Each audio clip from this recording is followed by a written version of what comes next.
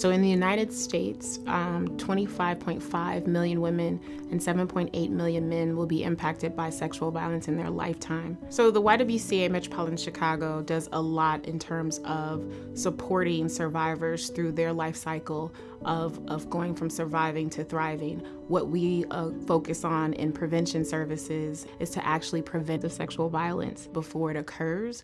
And when we bully someone, are we trying to help them or hurt them?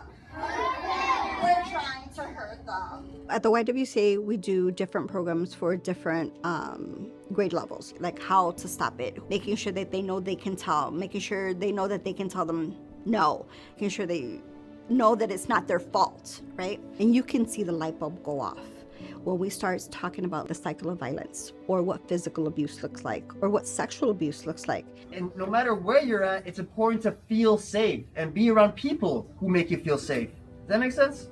Currently, the main focus of my work is engaging men and boys in ending sexual violence, inviting men to be allies to people, regardless of gender, regardless of race, regardless of what their identity or lived experience is to be a safe role model, essentially.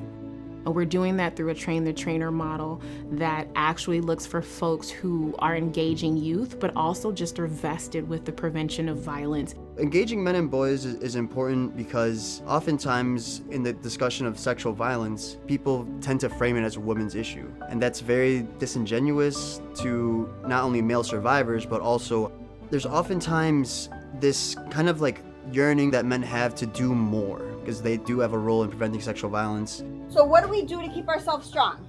The impact of sexual violence and gender-based violence is to isolate folks. What our prevention services do is connect folks and empower them. I've seen students find their inner strength and see that, like, I can say no. It's okay for me to say no. And I think that's like the best part of my job, feeling like I've made an impact in the world, even if it's just one student at a time.